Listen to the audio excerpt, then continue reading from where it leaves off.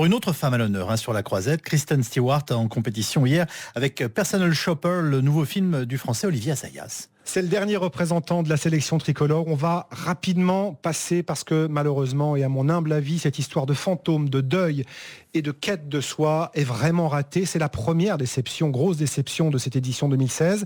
Reste heureusement la présence solaire de Kristen Stewart qu'on avait déjà vue dans le film d'Assayas, Sils Maria, présenté ici en 2014, pour lequel elle avait obtenu le César du meilleur second rôle féminin.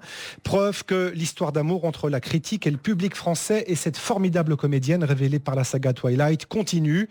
Je lui ai fait remarquer qu'entre la dernière fois où je l'avais rencontrée aux États-Unis pour la promo de l'ultime volet de Twilight, où elle semblait stressée, fatiguée par la folie médiatique qui l'entourait, et ces deux apparitions sur la croisette cette semaine, où elle est apparue rayonnante, eh bien, il y avait un monde. Thank you. That's nice. Merci, c'est gentil. Je suis heureuse en effet. Je me sens en vie. Tout a enfin un sens pour moi désormais. Pas comme si j'étais censée promouvoir un produit, mais au contraire, engagée dans un échange, comme une conversation sincère autour de ces deux films. J'apprécie les raisons de ma venue ici et je ne pourrais pas en être plus fière. Alors si ça se voit, tant mieux. Dans Personal Shopper, Kristen Stewart joue l'assistante d'une star des People, chargée de lui choisir ses tenues, ses accessoires, ses chaussures.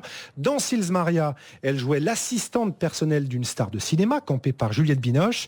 Est-ce pour elle une manière de montrer avec distance les dessous du boulot de star ? C'est le côté amusant du film.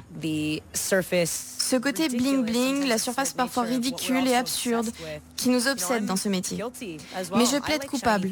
Moi aussi, j'aime que ça brille, je veux que vous ressortiez de cette interview en ayant donné l'impression que j'étais sincère.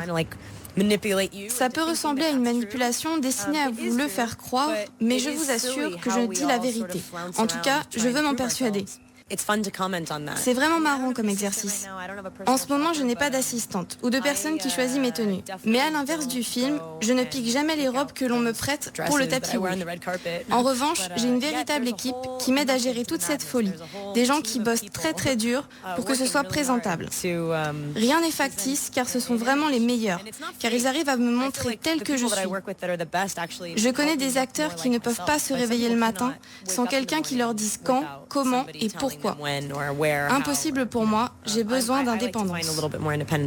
Épatante Kristen Stewart, bientôt à l'affiche du nouveau film de Ang Lee, le réalisateur de l'Odyssée de Pi, un drame spectaculaire autour d'un rescapé de la guerre en Irak, et donc dans Personal Shopper d'Olivier Assayas qui sortira au cinéma au mois d'octobre. Alors pour finir, quel est le programme du jour à Cannes côté compétition, Stéphane ? Alors, le retour des frères Dardenne, le tandem belge a déjà eu 2 fois la Palme d'Or en 99 pour Rosetta, en 2005 pour L'Enfant, un prix du scénario en 2008 pour Le Silence de Lorna, un grand prix en 2011 pour Le Gamin au vélo et une mention spéciale du jury œcuménique en 2014 pour 2 jours et une nuit avec Marion Cotillard. Bref, ce sont des candidats très sérieux au palmarès.